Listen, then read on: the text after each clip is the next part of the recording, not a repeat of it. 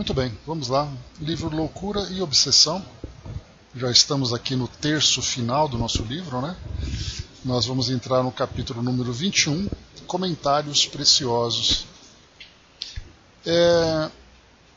Essa parte aqui ela é muito mais reflexiva, né, do que narrativa, né? Porque a gente acompanhou, por exemplo, né, no nosso capítulo anterior, falando ali sobre a desencarnação, né, de Alberto, que é aquele jovem naquele processo gravíssimo de obsessão, e que no momento em que houve a separação do obsessor de Alberto, provocou um desequilíbrio orgânico bastante severo, fazendo com que ele desencarnasse, né? Então nós acompanhamos nesse capítulo 20 todo esse processo, desde o momento, né, em que houve ali o confronto do espírito, né, com aquele que era o seu algoz, aquele que foi o seu algoz no passado, né, segundo a interpretação dele, e depois nós vimos ali todo o trabalho feito de assistência para que Alberto se desvinculasse, né, porque ele já trazia sequelas por ter sido um suicida na encarnação anterior e agravado, né, pela presença do espírito. E nesse afastamento, o próprio espírito, a gente se recorda, né, acabou alertando, dizendo que no caso da separação haveria, né, esse desequilíbrio tão grave que levaria à desencarnação. Então nós vimos ali o fato realmente se consumou, houve a desencarnação, e aí então nós acompanhamos os dois, porque o espírito, por sua vez, também se encontrava vinculado ao encarnado. No momento da separação ele também sentiu essa ausência, essa separação, sofrendo dessa abstinência, né? Então os dois sendo assistidos ali, um agora no momento da desencarnação e o outro se separando daquele que era o seu obsidiado. Nesse capítulo 21 agora, a gente lembra, né, que a família também aceitou, né, pelo menos ali o encarnado, o esposo, né, o pai do Alberto. O pai do Alberto aceitou, né, essa separação, compreendeu, né, a importância dessa desvinculação entre o espírito, porque embora a desencarnação, o processo em si era necessário para fazer com que o filho não mais sofresse da forma como acontecia. Mas por sua vez a mãe já não aceitava com tanta facilidade. Ela continuava ainda apegada, ligada ao filho, né? Então, mesmo naquela condição de sofrimento, ela ainda não conseguia, embora racionalmente fosse importante, afetivamente ela não conseguia ter esse desapego. Então aqui agora nós vamos acompanhar nesse capítulo 21 o desdobramento pós-desencarnação de Alberto. Então vamos lá. A morte examinada do ponto de vista terrestre prossegue sendo a grande destruidora da alegria e da esperança, que gera dissabores e infortúnios entre os homens. Interrompendo os programas estabelecidos, propicia frustração e amargura naqueles que permanecem no corpo, em razão das conjunturas em que se encontram. Não possuindo os homens a visão correta sobre a realidade da vida, investem no corpo e nos objetivos imediatos da existência física o máximo de valores, esquecendo-se de colocar na sua planificação a inevitável ocorrência da desencarnação. Anestesiando a razão, mediante processo automatista quase inconsciente, a fim de ignorar-lhe a presença, evitam a abordagem do fenômeno biológico de transformação, assim evadindo-se do dever de uma análise mais profunda a respeito do ser e da vida. Então, nesse primeiro ponto, começa também aqui para nós, né, começa para nós aqui essa visão que nós temos hoje da vida e ao mesmo tempo tentando fugir da ideia da morte, tanto que ela é considerada um tabu. Um tabu é aquele tema, né, aquele assunto que nós não tocamos, nós temos medo, nós temos dificuldade de abordar. E aqui nesse caso então nós perceberemos que a morte é um dos principais, dentre outros também. Então não se fala, até porque também dentro dos nossos dos nossos das tradições, das nossas superstições, que é a palavra correta. Dentro das nossas superstições, falar da morte significa atrair, né, é aquele mau agouro, né, atrair para junto de nós esse fato, né, tão doloroso. Mas aqui é mostrando para nós que é um fato inevitável biologicamente, mas isso se transforma numa dificuldade maior, principalmente pelo fato de nós ainda não termos, nós de modo geral, população mundial, digamos assim, não termos a convicção da nossa realidade espiritual. Então, como a morte para nós, como a vida para nós, ela é vista apenas dentro de um contexto biológico, a morte significa o fim dessa existência e não a continuidade num plano diferente. Então a doutrina procura trazer para nós esse entendimento. Nós vamos aqui nos educando, né, a partir dessas orientações, embora ainda tenhamos essa dificuldade de compreender, né, exatamente o porquê disso. Né?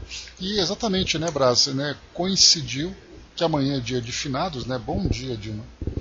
Que amanhã é dia de finados, né? Então tratar desse assunto para nós é algo significativo, né? Porque mostra exatamente aquele dia em que nós tratamos do finados, né? A palavra finados, né, vem de morte, né? Aquele que teve o fim da vida, mas que de um modo geral é muito mais no sentido de lamentação, de dor, de sofrimento, do que de compreensão, né, de culto à própria vida, só que agora a vida no mundo espiritual.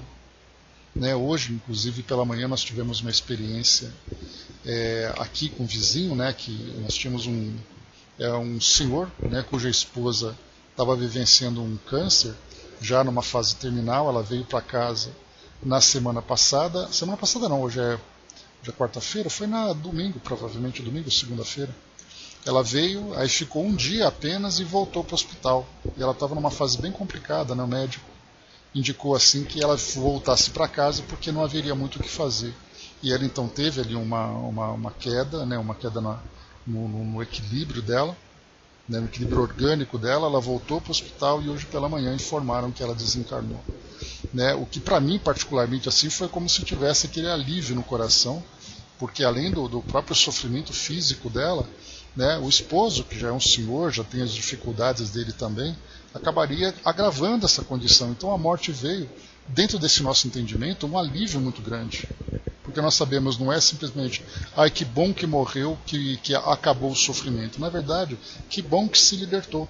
Né, e sempre esperando que ele próprio tenha também esse entendimento sobre essa continuidade, né, que ele possa ter essa compreensão de entender que não há, né, um motivo para tanta dor. Na verdade, há um motivo para alívio, né, para agradecer pelo fato da esposa ter retornado ao mundo espiritual. Então são situações que nós vamos vivendo no nosso dia a dia, no nosso cotidiano, e que a doutrina espírita acaba se tornando ali um fator fundamental para nos tirar dessa condição de dor e de sofrimento. Mas ele continua. Como consequência, quando se deparam com essa fatalidade, são tomados quase sempre de estupor ou desespero, de amargura ou revolta. O egoísmo que lhes predomina na natureza faz-los anelar pela permanência física dos seres queridos, mesmo quando enfermos ou limitados, sem que sejam consideradas as bênçãos que os aguardam após a libertação. É exatamente ali encaixando nesse contexto que eu trouxe para vocês e dentro de outras tantas situações que nós vivemos no nosso cotidiano, né, nas nossas relações. Seja de uma forma direta, né, quando nós temos um familiar que desencarna, seja de uma forma indireta, quando é alguém próximo a nós. Eis porque, do ponto de vista espiritual, a morte significa o retorno para o lar, donde se procede antes de iniciada a viagem para o aprendizado na escola terrena, sempre de breve duração, considerando-se a perenidade da vida em si mesma. Desse modo, em expressivo número de vezes, para morrer é necessário possuir merecimento. De certo modo, foi o que sucedeu com Alberto. Nesse caso aqui ele fala sobre o merecimento, exatamente ele pela assistência, né, pelo processo sem grandes sofrimentos, o processo menos doloroso, aquele processo onde a assistência, né, está ali muito presente para nos auxiliar, né, nesse retorno ao mundo espiritual. Então há necessidade desse merecimento. E é por isso que nós vemos, né, que tal vida, tal morte, o modo como nós vivemos vai corresponder ao modo como nós retornamos. Então a indiferença pelos valores da vida, né, o nosso apego, a nossa existência material, tudo isso proporciona para nós fatores de grande sofrimento, de grandes dificuldades. E quando nós então nos espiritualizamos durante, né, essa trajetória que nós estamos vivendo aqui no mundo físico, o nosso retorno se torna muito mais suave, digamos assim. E ele segue explicando sobre o Alberto. Concluída a prova expiatória, ressarcido o débito, ele recebeu o aval para a libertação. O conhecimento da vida espiritual pelos seus genitores facultou a aceitação e consolo acerca da ocorrência, evitando-se dramas pungentes que somente complicariam a situação.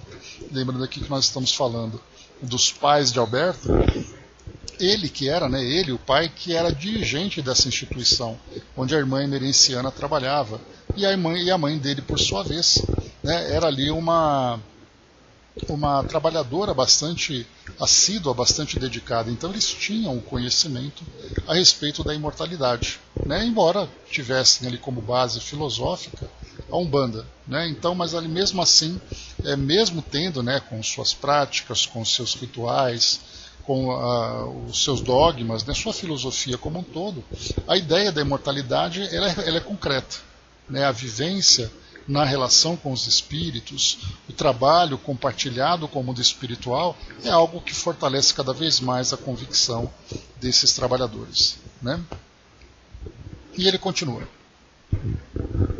Enquanto a irmã emerenciana e o Dr. Bezerra de Menezes rumaram a atividades outras, ficamos, Felinto e nós, na residência do Sr. Anselmo, esse que é o pai, e a dona Clotilde, a mãe, intentando preservar o clima de paz, ao mesmo tempo resguardando-a da sortida de entidades viciosas ou perversas, né? Então protegendo ali o lar nesse momento de grande dificuldade. Telementalizado pelo amigo Felinto, acompanhamos o diálogo que se travou entre os pais saudosos. Foi o Sr. Anselmo quem o iniciou. Não lhe parece bom, agora que o nosso filho se encontra em liberdade, que nos aproveitássemos desse momento para homenageá-lo, repartindo com os necessitados tudo aquilo que lhe pertenceu enquanto esteve conosco? A senhora, acolhida de surpresa, respondeu interrogando: já? Não poderíamos deixar isso para mais tarde? Eu gostaria de preservar o quarto do meu filho, guardar os seus pertences, manter o ambiente conforme ele o deixou. Aqui, antes de continuarmos, essa é uma realidade muito presente, né, para quem se lembra daquele documentário, né, As Mães de Chico Xavier, que mostra ali o depoimento, né, as cartas de Chico Xavier. Né, as cartas de Chico Xavier, que nós temos as cartas, que é um documentário, e as cartas psicografadas por Chico Xavier, que é um outro documentário. Esse Cartas Psicografadas diz respeito àquela questão judicial, né, em que as cartas foram utilizadas para colaborar na absolvição, naquele processo, daquelas pessoas que acidentalmente acabaram cometendo ali, né, um crime de homicídio culposo, com amigos próximos. Então aquelas cartas foram estudadas. Agora nós temos as cartas de Chico Xavier, que são aqueles diversos documentos, né, porque essas cartas se tornaram documentos, que contavam um pouco da história de cada família, né, e muitas mães, muitos pais estavam ali, né, trazendo o seu depoimento sobre o efeito das cartas do Chico sobre as dores que viviam com a desencarnação, geralmente envolvendo filhos. Bom dia, Regina. Então aqui mostrava exatamente isso, né, a grande dificuldade que a família tinha de se desfazer, né, de doar, de distribuir, de se desfazer mesmo, né, desses desses objetos, né, de roupas, objetos e tudo mais, que o então encarnado possuía. Exatamente ali fazendo muitas vezes com que o próprio quarto daquela pessoa se tornasse ali praticamente um altar, onde naquele lugar era onde ali as dores muitas vezes ali eram intensificadas e compartilhadas, né? Então isso era muito frequente, é muito frequente a dificuldade de se desfazer desses objetos. Por isso ela mostra que, embora ela seja bastante, tenha bastante esclarecimento a respeito da imortalidade, né, o coração de mãe acaba ali falando mais alto, né? Então ela perguntou aqui, né, não poderia, né, eu gostaria de preservar o quarto do meu filho, guardar os seus pertences, manter o ambiente conforme ele o deixou.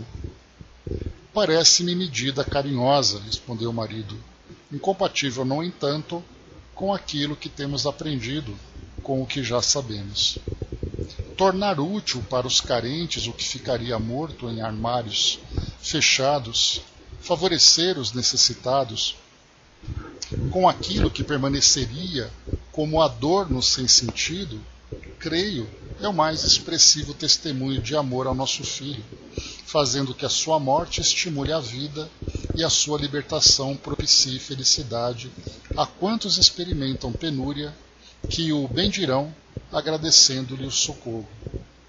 Recordaremos o nosso anjo, ora descrucificado, sem o atrair aos apegos materiais, mediante objetos e roupas, mas pela memória da ternura e do afeto que permanecem vencendo as distâncias e os limites físicos.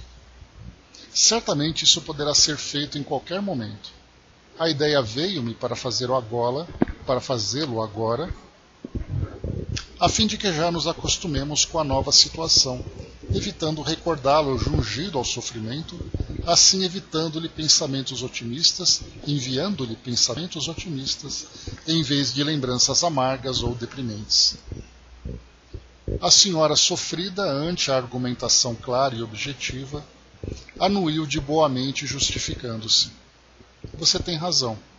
Começarei a arrumar as roupas e o objeto de uso pessoal de Alberto, a fim de os levarmos à nossa casa e ali repartirmos com os irmãos mais necessitados, reservando algumas pequenas recordações que guardaremos com carinho em sua homenagem. Muito bem, de pleno acordo. O apego às coisas, subrepticiamente mascarado de homenagem à memória dos seres amados que desencarnaram, atesta o primarismo das emoções, que ainda não se libertaram do instinto de posse, responsável por muitos males entre os homens. O verdadeiro amor liberta, repartindo bênçãos que lhe caracterizam a memória, caracterizam a empatia de que se reveste. Então aqui Filomeno trazendo esse entendimento para nós. Então realmente é muito difícil, você encontrar ali os pertences, aqueles objetos que trazem uma lembrança maior daquele ser querido, aquele ente querido, que desencarnou. Acaba sendo muito difícil, mas quando nós revertemos aquela dor no desejo de proporcionar uma lembrança saudável em nome da caridade para outras pessoas, isso alivia, faz inclusive com que sejamos estimulados a lembrar do ente querido de uma forma nobre, através ali,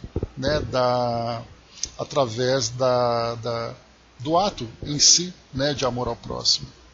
André colocou, tive a oportunidade de conhecer pessoalmente Célia Diniz, uma dessas mães que Chico mostra no filme.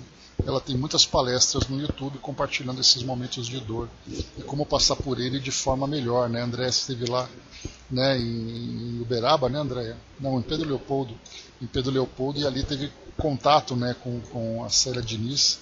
E é daquelas mães que no início era aquele sofrimento simplesmente imensurável pela perda de um filho, e aí depois, através do esclarecimento, através desse melhor entendimento, se transforma numa divulgadora da doutrina espírita, trazendo o seu testemunho pessoal para ajudar outras tantas mães que sofrem.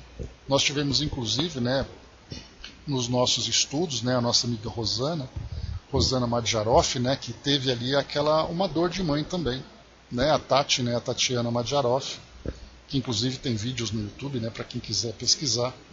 Ela acabou desencarnando, né, estudante de medicina, na viagem para Santa Catarina, acabou sofrendo um acidente de carro e desencarnou ali por volta dos 22 anos. E isso foi, né, uma dor dilacerante para a família.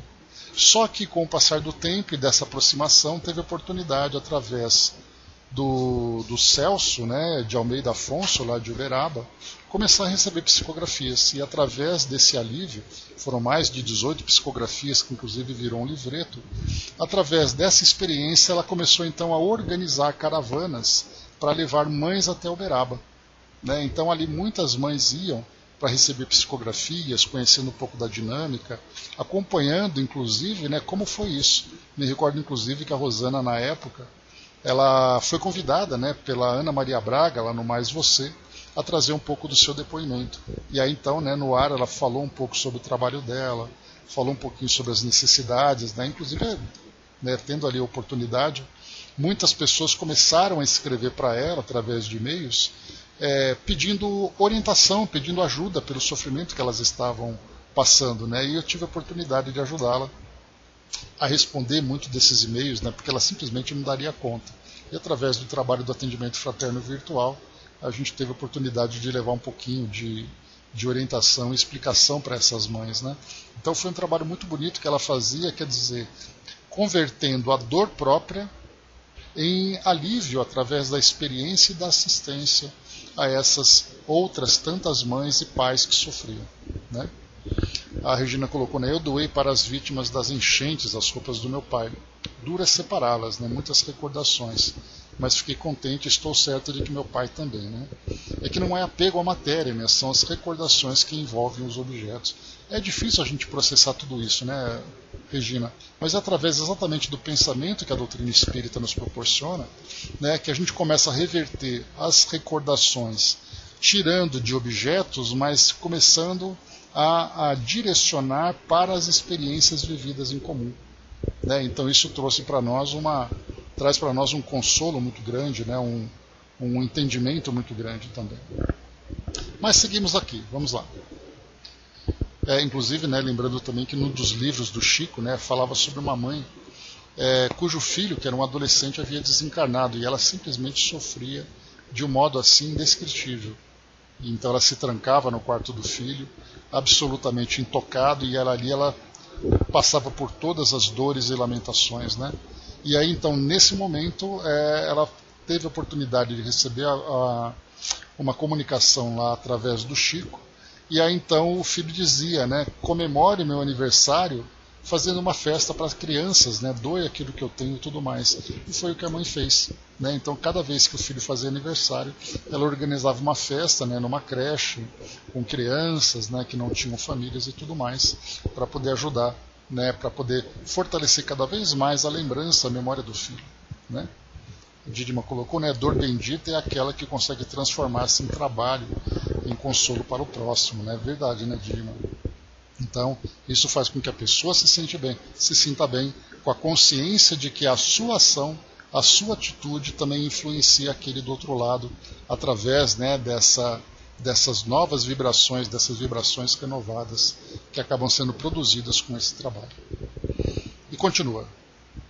Quando se ama realmente, né, ficamos para o abrigo, né? Então, a mesma coisa, né, Angelina? Também começa a distribuir também, né, para ajudar tantas outras pessoas. É um gesto muito bonito, sem dúvida nenhuma. Doamos, né, isso. Quando se ama realmente, a generosidade aflora nos sentimentos, mesmo nos indivíduos mais avaros, que, abrindo o coração, igualmente abrem as mãos em gestos de bondade. Quantos lares se encontram lotados com o supérfluo, guardando roupas e agasalhos de quem não mais os pode usar, diante da farândula dos nus e desabrigados que padecem frio e necessidade que podiam ser atendidos. O excesso em uns normalmente produz a indiferença pelo carente. Quem não se exercita em dar alguma coisa dificilmente chegará a doar-se. O amigo Felinto, que me acompanhava às reflexões, veio-me em auxílio fazendo algumas anotações, né? Então aqui agora Felinto trazendo ali um pouco de orientação também. A Regina colocou, né, era o que meu pai gostaria que eu fizesse, né, mas dói muito, né? Então, mas é aquela dor generosa, né, diferente daquela dor egoísta que muitas vezes a gente, né, acaba cultuando, né, mas a dor da generosidade, com o passar do tempo, ela vai se amenizando e se amenizando de um modo muito mais rápido. Mas não há julgamento, não há porquê a gente ficar simplesmente apontando e criticando, né? Cada um tem o seu tempo, cada um tem o seu momento, né? Inclusive a própria psicologia hoje, através, né, da tanatologia, que é aquela área de estudos relacionadas com a morte, sempre mostra isso, né, que é muito importante, né, se desfazer daquilo que, né, importante no sentido de doação, né, se desfazer daquilo que pertence àquele ente querido que desencarnou, mas é muito importante respeitar o período de cada um, porque é sempre aquele momento, né, em que o luto vai se processando, né, em que há aqueles vários estágios, né, que vão se transformando dentro de cada um. Então cada um tem o seu tempo. O que a doutrina espírita traz para nós não é a obrigação de se desfazer, mas é o entendimento sobre a realidade da vida. E a doação, por exemplo, né, se desfazer desses objetos, acaba se tornando para nós um passo natural, uma ação natural a partir do nosso entendimento. Mas aqueles que não trazem essa compreensão, é muito natural que tragam ali dificuldades ainda, uma resistência para mudar essa condição, né? Então vamos lá. O amigo Felinto, que me acompanhava às reflexões, veio-me em auxílio fazendo algumas anotações. A violência na Terra, acrescentou, na atualidade, além dos fatores econômicos, sociológicos e psicológicos, muito conhecidos e debatidos, também tem gênese na indiferença dos que possuem em relação àqueles que precisam. A ostentação campeia, absurda, ferindo a miséria que, revoltada, se arma de agressividade para tomar.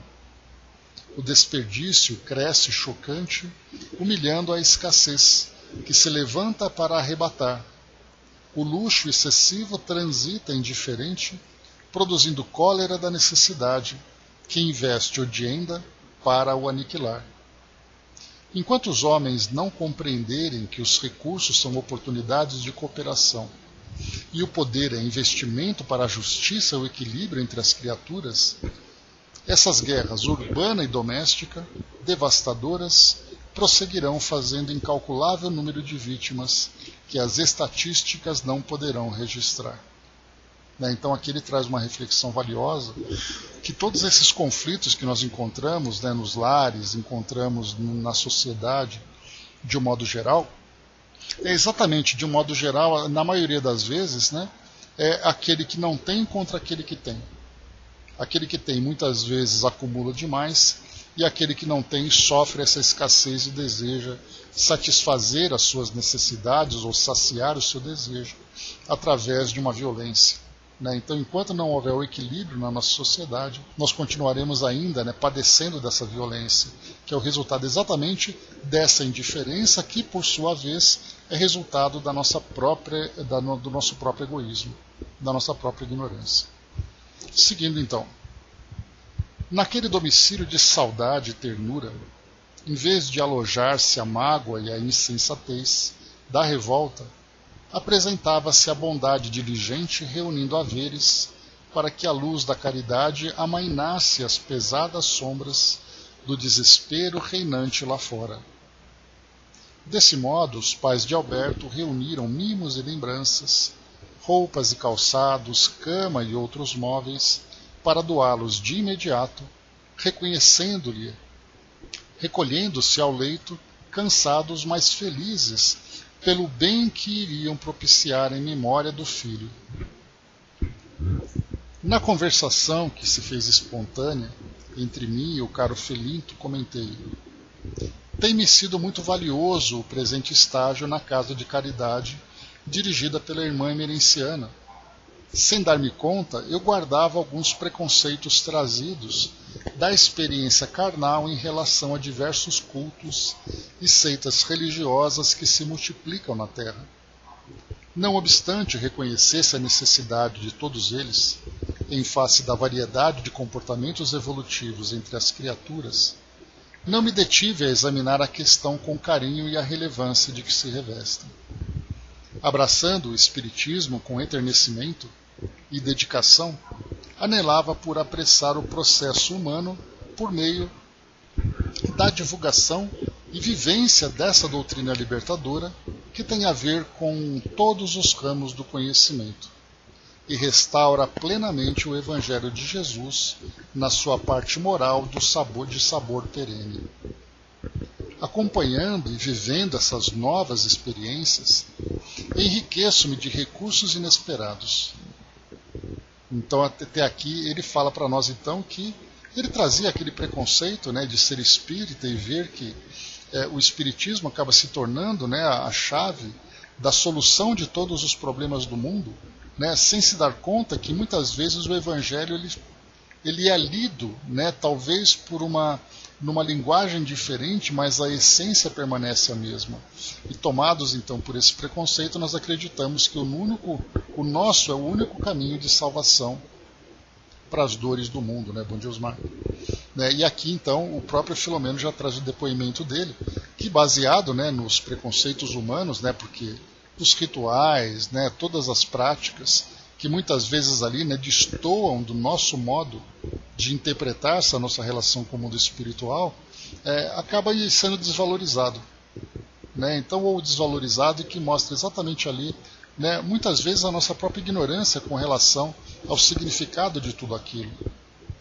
E ele continua. Todavia, o culto externo, as práticas mais violentas, ainda me produzem, não o posso negar, algum choque em face da formação doutrinária a que me permiti por várias décadas. Ele responde, né, o irmão Felinto, é compreensível esse comportamento, anuiu o companheiro experiente. As leis que regem o progresso são de crescimento paulatino quando aplicados na vida e no homem. Embora Deus tenha pressa, entre aspas, né, em relação à nossa evolução, não nos apressa por meio da violência, impondo-nos os soberanos códigos, antes auxilia-nos a entendê-los. O Espiritismo é uma conquista recente para a humanidade, que a humanidade logrou, mas que ainda não tem sabido valorizar e compreender plenamente. Doutrina antiga, presente nas mais variadas culturas do passado, avança com o progresso dos povos, hoje revelada na sua beleza e profundidade mais expressivas, sem que, no entanto, se constitua a última palavra, já que evolverá com a cultura e o conhecimento na direção do infinito. Nem todos os povos, porém, em seu tempo, penetraram com segurança no âmago da revelação espiritual, adaptando-a à sua capacidade de entendimento e de aplicação, o que deu origem aos mais variados quanto esdrúxulos cultos e religiões de que se tem notícia. Por intermédio de Allan Kardec, todavia, as informações dos imortais alcançaram o máximo da lógica pelo crivo da razão, tornando-se fator decisivo para o comportamento feliz dos homens, por encerrarem a síntese do saber e do sentir que constituem as duas asas que alçam o espírito à angelitude. No entanto, nem todos estamos em condições de incorporar esses ensinamentos à nossa conduta. Como consta, são bem poucos entre nós os espíritos espíritas, apesar dos grandes esforços dos benfeitores mais elevados, que nos reúnem para conferências, cursos e explicações em nossa esfera de ação. Então, olha só que interessante, né? No próprio plano espiritual, nós vamos encontrar espíritos que estão ali, né, vinculados aos mais variados segmentos, às mais variadas filosofias, cada um ali no seu tempo, mesmo estando desencarnados.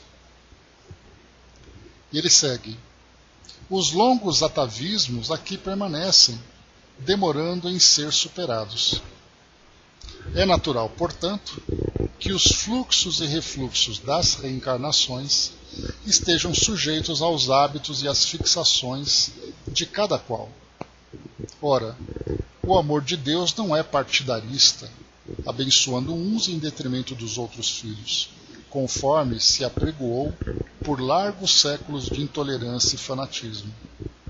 Além disso, considerando-se os bilhões de espíritos hoje reencarnados na Terra, que não nos seria lícito classificá-los e atendê-los apenas por meio de crenças que esposam, mas assisti-los consoante as necessidades que apresentam. Então aqui ele coloca para nós que no plano espiritual não existe esse sectarismo, essa separação dos espíritos atendendo apenas aqueles com quem eles têm alguma afinidade. Na verdade, esse amor universal, ele atende a todos de acordo com o seu grau de entendimento, de acordo com as suas necessidades e merecimentos. Então no plano espiritual é diferente, embora muitas vezes nós continuemos ainda levando esses mesmos atavismos, esses mesmos preconceitos que nós temos hoje.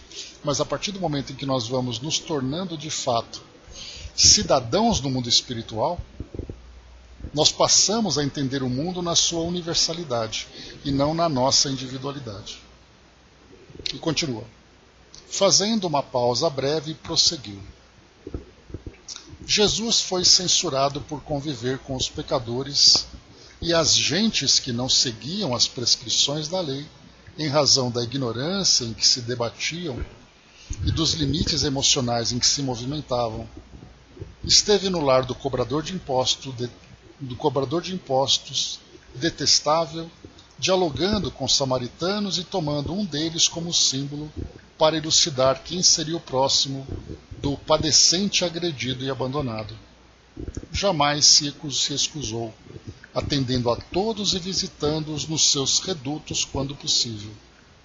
Allan Kardec, seguindo-lhe o exemplo, jamais agrediu, elucidando com sabedoria e retirando de cada fato e experiência, sem preconceito ou presunção, o ensinamento capaz de servir de guia para os seus discípulos e leitores. Da mesma forma, em todos os instrutores da humanidade, o exemplo é dado por eles, que iluminam os da retaguarda, buscando-os sem a acidez da censura ou do reproche, e os impulsionando para cima, atraindo-os da sombra para a luz. É compreensível, portanto, que atendamos às várias faixas da compreensão humana, utilizando-nos do idioma que nos faça entendidos e apresentando a excelência da linguagem do bem, desvestida de modismos e aparatos dispensáveis, mas que se faziam até ali necessários para a comunicação. Bacana isso que ele coloca, Então, os espíritos falam na linguagem do entendimento daqueles que são assistidos. Quantos são aqueles que fazem parte de outras escolas religiosas, de escolas espiritualistas, católicos, evangélicos, judeus, muçulmanos, que são atendidos pelos espíritos, mas sendo ali abordados e sendo esclarecidos na linguagem que eles compreendem. Assim como nós espíritas também somos, não pelo fato de sermos espíritas, mas muitas vezes de acordo com o grau de entendimento que nós temos dentro da doutrina. Porque não basta simplesmente, por exemplo, como é o caso que a gente está estudando aqui, o fato de nós encontrarmos esse casal que faz esse trabalho espiritualista, que faz esse trabalho de compreensão a respeito da realidade da vida, chegar para eles e dizer simplesmente, olha, para com essa frescura e joga fora essas coisas todas, doa logo tudo isso, porque vocês não precisam ficar apegados aos seus filhos. Quer dizer, o fato de você ter a compreensão não significa que você esteja emocionalmente e psicologicamente preparados para isso. Inclusive aquela grande cobrança, poxa vida, você é espírita e você está chorando porque alguém da sua família morreu? Mas qual o problema eu chorar? Mas você acredita na vida após a morte? Ou seja, né, o fato de termos um entendimento não significa que nós estejamos ainda suficientemente desapegados dos nossos sentimentos ainda humanos, né, ainda ligados aqui ao mundo material. Então, até mesmo dentro da doutrina espírita, nós temos esse momento. Me recordo, né, que nosso querido e saudoso Reinaldo, né, que agora estuda conosco ali no plano espiritual, certa vez eu me recordo que ele foi participar de um velório, né, e nesse velório, então, era de uma pessoa, uma família de igreja católica, se eu não me engano, ou evangélica, não me recordo, mas ele estava ali presente, e ele foi convidado a fazer uma prece. Ele fez a prece do Pai Nosso, exatamente porque naquele ambiente essa era a prece mais efetiva para consolar aquelas pessoas. Né? Então é muito interessante a gente perceber que nós temos que ter esse cuidado, essa sensibilidade no meio em que nós estamos, porque muitas vezes nós mesmos que temos essa compreensão não estamos prontos para nos libertarmos dos nossos apegos. Então por isso, se Deus não faz conosco essa violência, porque como foi colocado aqui pelo Felinto, né, Deus tem pressa, mas não nos apressa. Exatamente porque cada um de nós tem o seu próprio tempo. E nós estamos aqui amadurecendo gradualmente. Né? A Angelina colocou, né, a sociedade humana será como no mundo espiritual, né, seres admiráveis, amoráveis, né, então tudo dentro do nosso tempo. E nesse fato aqui, né, temos a nossa contribuição agora, que a doutrina espírita traz, nos ajudando no nosso esclarecimento e nós, por nossa vez, ajudando naqueles que buscam também esse entendimento. E ele segue para nós aqui, continuando. Isso não quer significar, né, falando nessa mesma linguagem, né, na linguagem daqueles que trazem um grau de compreensão. Isso não quer significar que estejamos de acordo com tais práticas, assim permitindo-nos um posicionamento particular, que é aquele de não estar contra. Então a gente vê ali que muitas práticas que são feitas aqui no mundo físico, práticas, por exemplo, de rituais, práticas, por exemplo, de intolerância. Quando nós vemos isso, nós compreendemos que aquelas pessoas trazem uma compreensão limitada dessa realidade e da própria função daquela filosofia que eles abraçam, mas ainda trazem essas intolerâncias, esse sectarismo, né? Se separar, por exemplo, olha, eu sou aqueles que faço parte, né? Nós somos daqueles que fazem parte do povo eleito e aqueles que não fazem são aqueles separados. O fato de nós entendermos não quer dizer que nós aceitamos, concordamos, mas nós mantemos ali o nosso posicionamento particular, como é aquele que coloca, mas nós não trazemos uma posição da mesma natureza, sendo também preconceituosos com aqueles que precisam de assistência, cada um no seu tempo. Então assim, ninguém se transforma através da violência do martelo. Todos vão se transformando através do trabalho paciente e do amor. Emmanuel fala sobre isso numa das suas passagens. Vamos em frente. Utilizando-nos do material que encontramos, buscamos realizar a tarefa do socorro e iluminação que nos compete. Já imaginou, amigo, se Jesus tivesse os nossos pruridos e se negasse a vir ter conosco em razão do nosso atraso e das nossas superstições?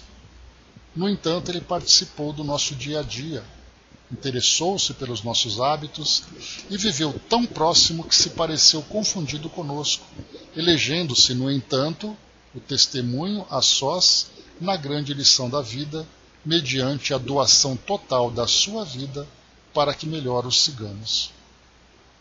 Sem a pretensão de nos considerarmos mais bem aquinhoados do que nossos irmãos, ainda necessitados das expressões mais materiais pelas quais revelam sua fé e realizam o seu culto a Deus, vamos lentamente auxiliando-os na libertação das crendices, na superação das fórmulas e na conquista dos títulos de benemerência pelo amor e pela caridade, estruturando o comportamento na sadia moral, isto sim, requisitos esses mais importantes conforme aprendemos no trato com a doutrina espírita.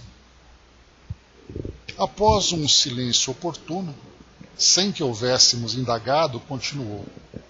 Entre Jesus e Kardec estão quase 19 séculos, de modo que o pensamento iluminado do Nazareno pudesse alcançar toda a sua eloquência filosófica e ético-moral para o benefício das criaturas.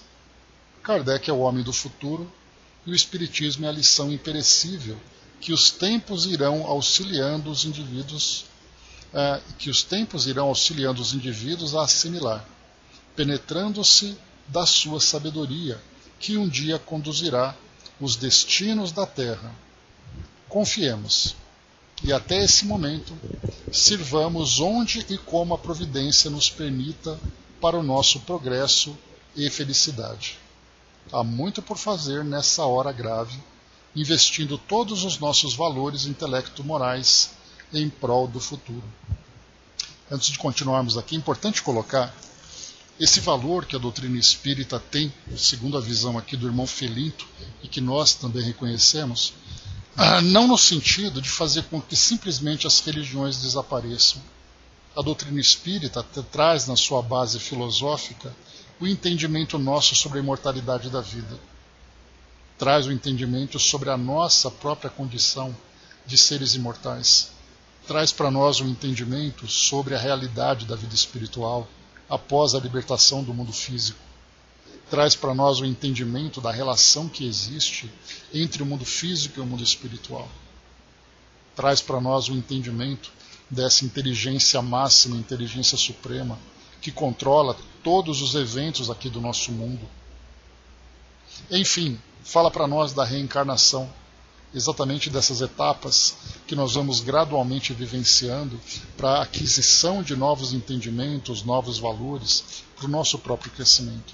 É isso que a doutrina espírita traz.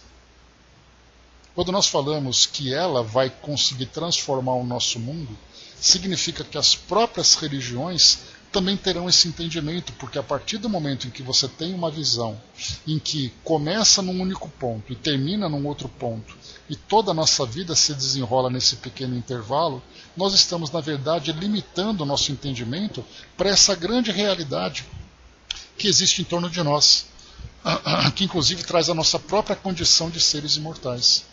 Quando elas passarem assim pensando, bom, eu sei que nós não nascemos, passamos a existir no momento do nascimento e nem simplesmente desaparecemos ou somos ali levados por uma condição eterna no mundo espiritual. Nós continuamos sendo seres vivos e ativos, dinâmicos do mundo espiritual, interagindo com o mundo físico. As próprias religiões passarão por essa modificação.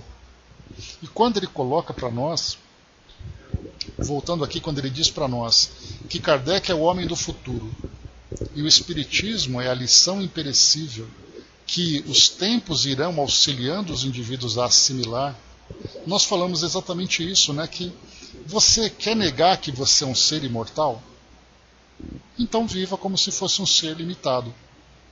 Que aí depois, de uma forma ou de outra, você vai perceber, você vai ter a compreensão de que você é imortal e você vai ter que refazer o seu percurso, usando ali o GPS, né, recalculando a sua rota. Porque a sua rota ia do ponto A até o ponto B, sem se dar conta que além desse ponto B, você tem todos os demais pontos ali de um modo infinito para você continuar percorrendo. Mas se para você nesse momento, você faz essa etapa apenas de ponto A até ponto B, então faça, porque é aquilo que você consegue assimilar nesse momento. Mas mais dia ou menos dia, você vai perceber que o seu percurso ele é, né, infinito, ele está ali sempre à sua disposição. Se você acredita que a sua existência é única, que você nasce e você morre e a sua vida se resume nisso, não se preocupe, porque você terá novas experiências para reformular esses valores. É isso que o Espiritismo traz.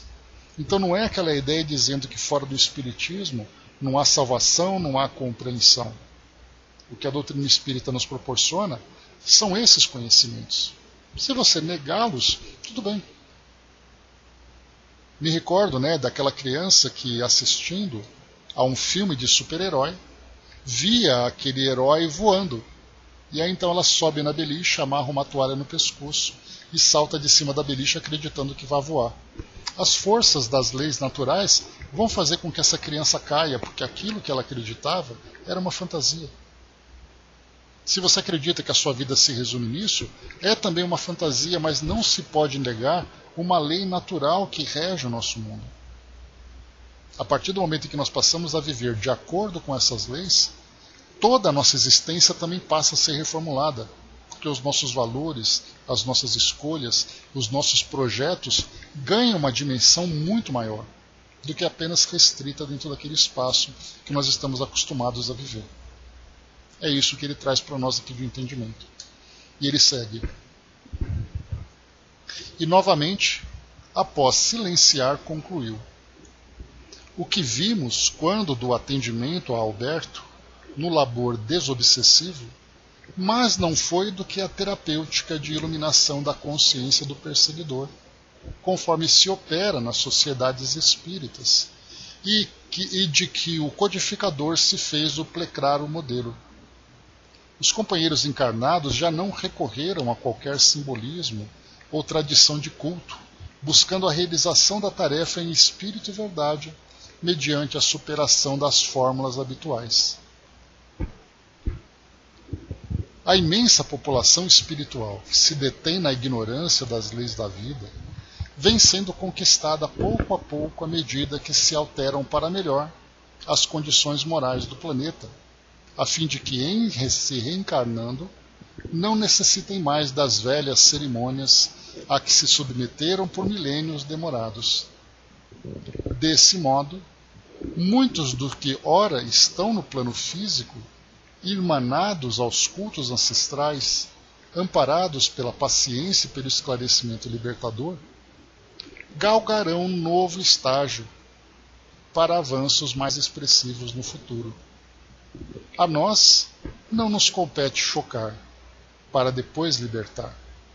Aplicamo-nos o método de acompanhar o candidato, auxiliando-o até o momento em que ele tenha condições de discernir e seguir, consciente das responsabilidades que lhe dizem respeito. O nosso programa é de educação para a eternidade, com vistas ao próprio progresso que o serviço nos enseja. Na Casa de Caridade sucedem-se lições de alta sabedoria em linguagem simples e multiplicando-se exemplos de abnegação sem retoque, ampliando a faixa dos socorros aos infelizes e sofredores de ambos os planos. Dia virá, quiçá, proximamente, em que, superando formalismos e condicionamentos, todos nos uniremos num só ideal de amor, auxiliando-nos reciprocamente e avançando para a conquista da grande luz. O mais, caro amigo, são impositivos transitórios do processo histórico da evolução de todos nós. É necessário que ampliemos o campo visual a fim de lograrmos alcançar mais amplos horizontes, abarcando a maior cota de percepção e entendimento da vida. Todo limite encerra a pequenez, e todo impedimento constitui dificuldade que devemos superar. Calou-se o amigo lúcido, dando-me a oportunidade para melhor digerir os conceitos apresentados. Com o lar, envolto pelo silêncio e alguns amigos espirituais ali presentes que o amparavam, Felinto convidou-nos a um passeio pela cidade, utilizando-se da noite serena e perfumada. O zimbório estrelado era o apelo à reflexão. Então, antes de continuarmos aqui para essa finalização, vimos aqui então, o trabalho que os espíritos fazem, o trabalho paciente, o trabalho de acompanhamento, não é o trabalho de choque. Conforme as condições vão se apresentando, elas são exatamente aproveitadas para trazer o melhor entendimento, trazer ali a melhor compreensão sobre essa realidade. Porque ela, de fato, é a transformadora. Regina colocou, quando ouvi o padre dizendo que o batismo apaga tudo, Quando eu era criança eu pensava, então não quero me batizar agora, para fazer muitas artes e depois fico zerada, né? Eu atravessava, apostava corrida, era travessa, apostava corrida com outras crianças até a porta da casa, do padre dizendo, quem chegar por último é a mulher do padre. O padre Muoto é muito amoroso, abria a porta e nos convidava para conversar com ele. Sua mãe e sua tia já bem idosos, né? Travessuras de crianças, né? Então, né, muitas vezes, né, já fomos mulheres do padre, mulheres das freiras e assim vai, né? Homem é marido das freiras e assim vai, né, de tantas brincadeiras que fizemos no passado. Mas é exatamente isso, né? Essa compreensão é muito importante para todos nós. Ainda somos presos a esses rituais, a essas facilidades, porque nós queremos, sem dúvida nenhuma, que essas situações mais tranquilas para a nossa evolução sejam para nós os recursos mais fáceis. Só que, na verdade, nós sabemos que essa porta estreita de que nós falamos, ela se torna cada vez mais estreita quanto mais resistentes nós somos. Porém, conforme nós vamos nos alinhando, e aí a gente lembra daquela expressão, né? Disciplina é liberdade, essa porta se torna tão larga exatamente pela nossa capacidade de seguir essas mesmas leis, de compreender esse mecanismo. E através dessa compreensão, a porta não nos pressiona, a porta não nos oprime. Pelo contrário, somos simplesmente livres para transitar por ela, pelo fato de respeitarmos ali os seus limites e respeitarmos as suas condições. Esses seriam os meus pecados na minha concepção infantil, tá certo? Seguindo aqui com Filomena e com o irmão Felinto. Alguns notívagos transitavam, alimentando os anseios atormentados dos sentimentos em desalinho. Chegando a uma praça ajardinada, observei que da igreja suntuosa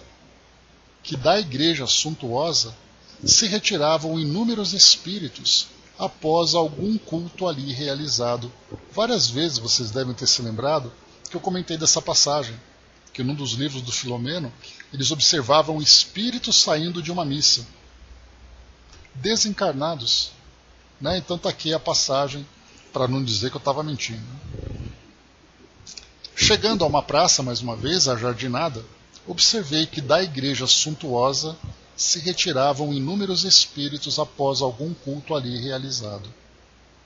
Na maioria dos semblantes havia unção e reconforto, enquanto noutros, como só ia acontecer na terra, a indiferença permanecia sem qualquer sinal de introspecção ou conquista iluminativa. Aqui um detalhe que ele coloca é que desses espíritos, desses desencarnados que participavam desse culto religioso, alguns realmente se sentiam transformados naquele momento de conexão com o plano espiritual mais elevado, mesmo estando desencarnados. Outros, porém, participavam daquele culto de uma forma automática, de uma forma mecânica, como acontece hoje. Né? Lembra de André Luiz, lá no livro Libertação, quando então ele levava, né, Margarida, acompanhava Margarida naquele culto que ela queria participar, e ali a observação dele, vendo as pessoas dentro da igreja. Algumas pessoas completamente alheias àquilo que acontecia dentro da igreja, pensando nos seus problemas da vida, pensando nos seus interesses, né, simplesmente cumprindo ali um protocolo, né, cumprindo algo mecânico, algo automático, enquanto que tinha uma senhorinha que apresentava ali, né, uma luminescência na sua mente, pelo fato de se sentir elevada, mas que rapidamente também ali apagou essa luminosidade, pelo fato dela ter se deixado levar pelos problemas da vida. E aqui no plano espiritual, isso de novo, olha só. Na maioria dos semblantes havia unção e reconforto, enquanto noutros, como só ia acontecer na Terra, como é comum acontecer na Terra, a indiferença permanecia sem qualquer sinal de introspecção ou conquista iluminativa. Imagina nos centros espíritas, né, se isso não é observado. Estamos ali de corpo presente, mas a mente ali completamente alheia àquilo que acontece, enquanto outros estão ali absorvendo e irradiando aquela luminosidade pelo fato de realmente sofrerem, ou melhor, sentirem o efeito daquelas palavras e daquele ambiente, da vibração daquele ambiente. Não saíra da observação quando vi passarem duas senhoras respeitáveis, irmãs carnais, que eu conhecera na terra e haviam sido muito arraigadas na convicção religiosa do catolicismo. Então é interessante, né? Ele viu duas senhoras desencarnadas que haviam sido irmãs quando encarnadas. Pedi licença a Felinto e aproximei-me, saudando-as com certa efusão de júbilos. Após breve período, ambas me identificaram, demonstrando satisfação e surpresa. Já se encontra por cá, em definitivo? Indagou-me uma delas, a senhora Frida. Sim, retruquei alegre, há quase 30 anos. As senhoras demonstraram admiração e responderam quase simultaneamente. Nós o ignorávamos. Aliás, todo dia somos surpreendidas por ocorrências semelhantes que procedem da terra. Velhos amigos são reencontrados e outros ali permanecem, sem que tenhamos deles qualquer notícia. Como o amigo se recordará, aqui nos encontramos há quase 4 décadas, e só muito lentamente vamos tomando conhecimento da realidade que nos envolve. Agora mesmo, acrescentou a senhora Frida, fui informada de que meu filho Henrique está na fase final do processo que precede a morte, devendo chegar ao nosso plano depois de amanhã. Isto é, se for aprovado para viver nesse núcleo onde nos demoramos. Vimos a igreja orar, de modo a nos prepararmos para acompanhar-lhe o processo final. Estamos rumando ao seu lar, e ali ficaremos participando das atividades concernentes à sua separação do corpo. Preocupamo-nos com o seu estado, porque o filho, que havia recebido orientação religiosa na infância, após meu retorno, passou por várias vicissitudes, em razão do segundo matrimônio de Vítor, meu marido, com uma jovem sem formação cristã. O menino terminou por abandonar a fé e, na idade adulta, aderiu ao materialismo, deixando que nele se desenvolvessem os sentimentos ateus, agressivos e amargos. Um câncer recente minou-lhe o organismo e agora, sem qualquer apoio de ordem íntima, por falta de estrutura espiritual, debate-se na revolta, percebendo a chegada da hora final do corpo. E a senhora não tem intercedido por ele, buscando ajudá-lo? Indaguei solidário à sua preocupação. Certamente que sim, elucidou-me com expressão triste. Todavia, somente podemos ajudar com êxito a quem se ajuda com interesse, não é verdade? Temos orado, buscado socorrê-lo, e graças a essas providências, a situação não se lhe fez pior. O nosso sacerdote explicou-nos, por diversas vezes, questões que lhe fizeram recordar do amigo Miranda, quando nos falava de espiritismo, de reencarnação, lembra-se? E a senhora constatou a legitimidade desses conceitos? Indaguei satisfeito. Ainda não, respondeu com naturalidade. Estamos informadas, nós ambas e muitos que aqui estagiamos, que algumas almas são promovidas ao reino e que outras voltam a repetir o estágio terreno, mas confessamos que não o compreendemos totalmente. De nossa parte, estamos completando o nosso período purgatorial, que francamente é melhor do que supunhamos, a fim de sermos transferidas, como sucedeu com vários amigos que foram mudados de nossa região por determinação superior. Fiquei surpreendido ante o desconhecimento da realidade espiritual de que davam mostra às amigas. É verdade que não fora aquela a primeira constatação do fato àquele semelhante.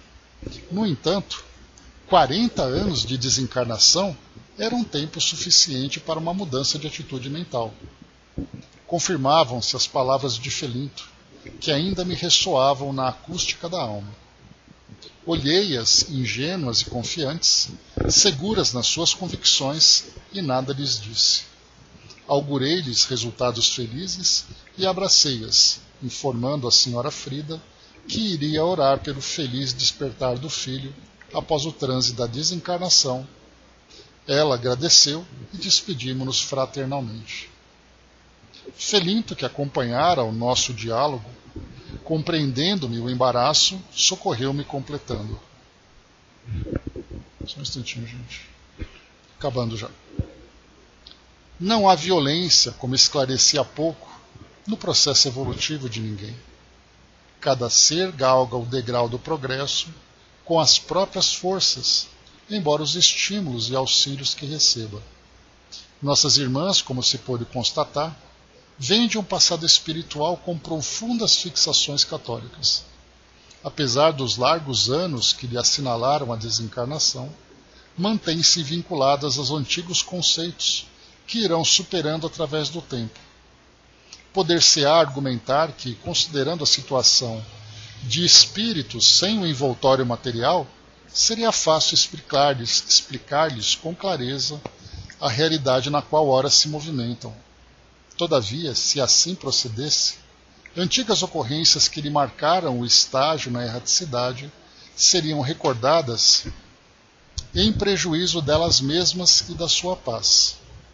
Como são diligentes e operosas, devotadas ao bem e assinaladas por uma fé honesta, adquirem títulos de enobrecimento e maturidade para as experiências mais felizes na área da renovação espiritual no futuro. Compreendi que ele me convidara ao passeio de forma a demonstrar-me mediante o fato a legitimidade dos conceitos emitidos em nossa conversação fazia poucos minutos. A sabedoria do novo amigo, discreto e gentil, constituía-me exemplo vivo para recolher bênçãos que me auxiliariam no porvir. Então está aqui, né? E depois ele fecha. Em silêncio agradeci a Deus e deixei-me arrastar em meditação profunda sobre o pálio da noite coroada de astros, buscando o entendimento e a razão acerca da vida. Então aqui, pessoal, fechando aqui, né, no capítulo 22, nosso próximo encontro, reflexões salutares, né? Então, mais um momento muito mais reflexivo do que descritivo, né? Como a gente tem acompanhado aqui em outros capítulos. Mas vale para nós, então, essa percepção, né, de que tanto entre nós encarnados como entre os desencarnados, cada um tem o seu tempo de amadurecer, cada um tem o seu tempo de se esclarecer sobre essa realidade da vida.